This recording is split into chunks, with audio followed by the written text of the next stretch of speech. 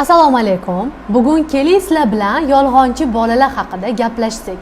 Ko'pincha onalar murojaat qilishadi. Bolam juda ham ko'p yolg'on gapiryapti va bu yolg'onini qanaqa qilib men kamaytirsam bo'ladi deb. Bola 1 yoshdan o'zi 3 yoshgacha sekin-sekin shakllana boshlaydi. 3 yoshda bolani o'zi nutqi, tili chiqishi boshlaydi va bu o'z navbatida bolani sekin-sekin biron bir narsalarni aldashga va ongsiz o'zi bilib bilmay yolg'on gapirishga olib keladi. Bola nima uchun 3 yoshda yolg'on gapiradi? Bolada 3 yoshda birinchi navbatda yolg'on gapirishini eng birinchi sabablardan bu bolani intellektini yuqoriga qarab chiqayotgani, ya'ni aqliy rivojlanish juda ham shiddat bilan ketayotganini bildiradi. Agar 3 yoshda bola shunchaki tinch ohangda o'tirsa, tinch holatda o'tirsa va uncha buncha narsa bilan qiziqishi bo'lmasa, unda zudlik bilan uni nervpatolog va albatta psixolog ko'rigiga olib borish tavsiya qilinadi. Chunki bolada intellekt kerakli darajada rivojlanamayotganini bildirar ekan. Agar 3 yoshda farzandingiz yolg'on gapirsa, xursand bo'ling. 5 yoshda bolani yolg'on gapirishi bu uni fantaziyasini yana ham boyishini sababi ekan.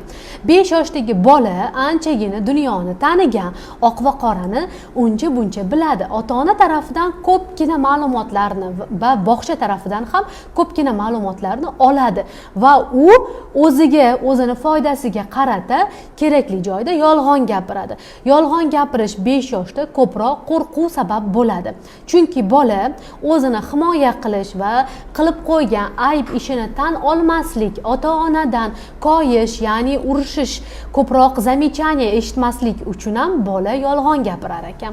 Bunday vaziyatda ota-ona urishmayman, rostini ayt, nima qilishimizni o'zimiz kelishib olamiz deb bolani maksimal darajada pozitiv ichki holatini bilish tavsiya qilinadi.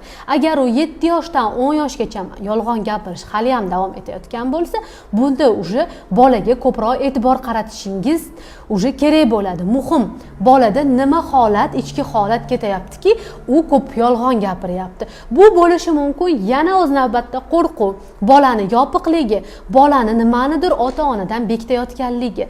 Shunday qilib, bola bilan yolg'on gapirdimi, tinch ohangda o'tirib gaplashish, ayniqsa ota-ona ham spokойniy gaplashishi tavsiya qilinadi. U kechirib bo'lmas yolg'on bo'lsa ham, albatta siz o'tirib yotig'i bilan farzandingiz bilan gaplashing va kerakli muomalani qilish tavsiya qilinadi.